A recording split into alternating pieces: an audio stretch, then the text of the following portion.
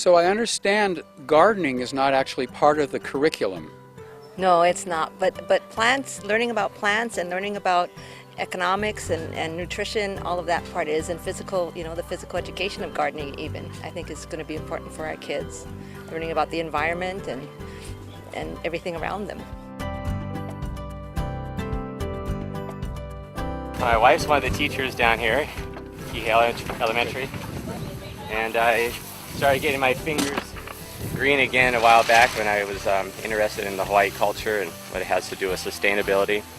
And I went to a couple of SMS meetings, and I've learned so much about how to maintain my health by keeping a small garden and help other people realize that it's very easy to make peace with your environment. And that's really what I'm trying to do, is make peace with my environment so I can help other people.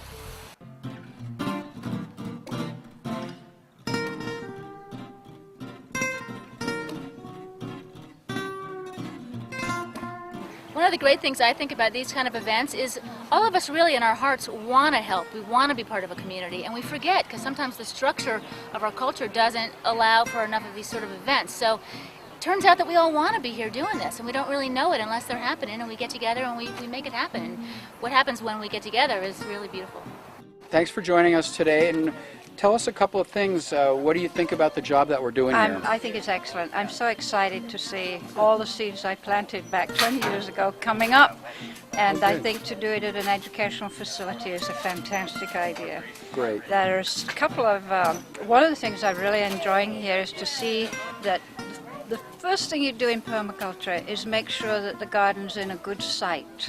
And that How did we would do? mean that you did excellently.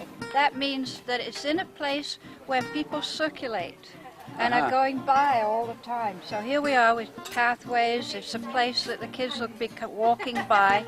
You want your garden to be accessible. You want your garden to be seen all the time. That way you can take care of it. You don't want it buried away in a corner. Tell me a little something about your vision for our garden here. Well, I see this as a sustainable future for the people of Kihei and all of Maui. I believe that here in the tropics we have a unique environment, a unique ability to produce food year-round, all kinds of different foods, and I want to help people learn how to do that. You know, we just, all we really need as a community is a model or a structure or new rules to this very new game, and I think we're making it happen. South Maui Sustainability has a big hand in that, so it's exciting. See, I found out about this garden project through an email from South Maui Sustainability.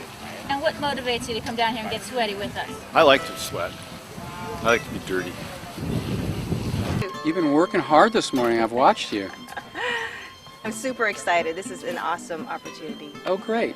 Thank you for participating. And you're a fourth grade teacher? Yes, I teach fourth grade.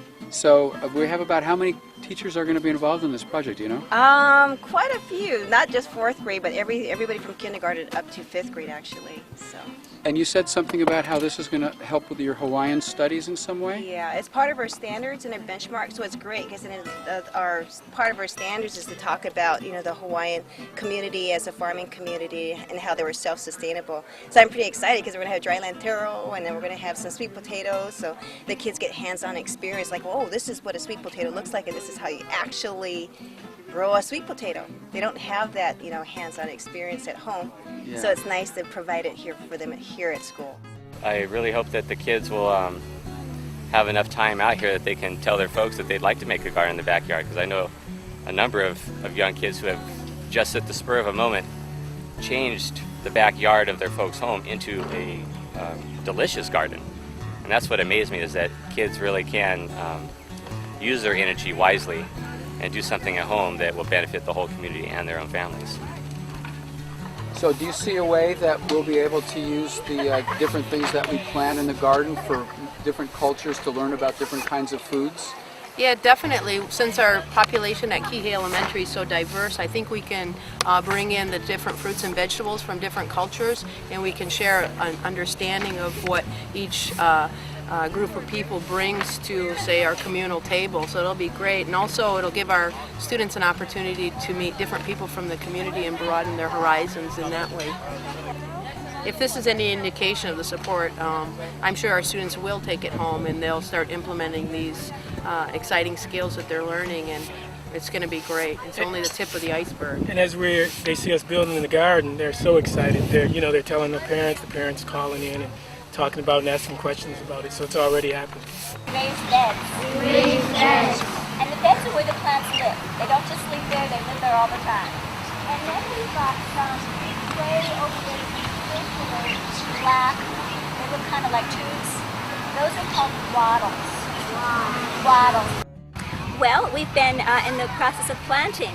We have the garden all complete, and we've had a lot of volunteers helping to make the garden. But now this week has been exciting because the children are actually doing the planting. We have lettuce and cherry tomatoes and okra and lots of different plants, and they're all starting to come up really well. The kids have been so excited about planting. They have just been thrilled. When you ask a question, every hand goes up and they're so excited. All you have to say is, who wants to dig? And they love to read, they love to plant, they like to water. This is a big adventure for them. And their attention has been totally fixed on the garden. They've loved every minute of it. And us fortunate volunteers have had the awesome privilege of getting to be in the garden with these precious children and teach them this thing that is so dear to our hearts.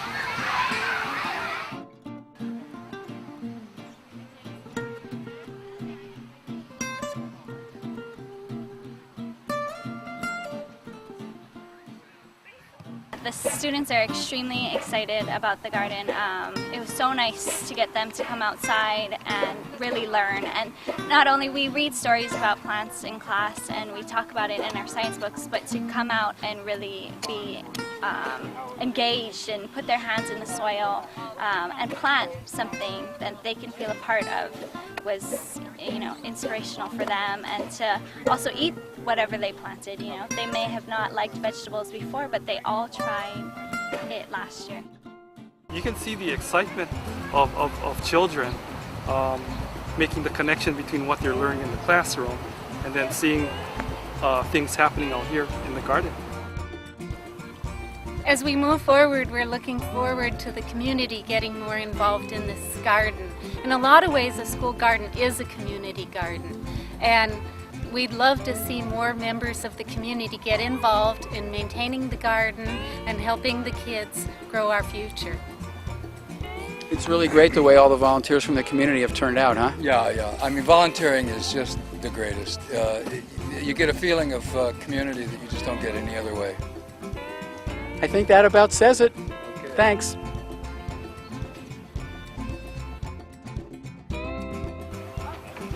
It takes a garden to grow a community. Wow. One last question. Whose garden is this?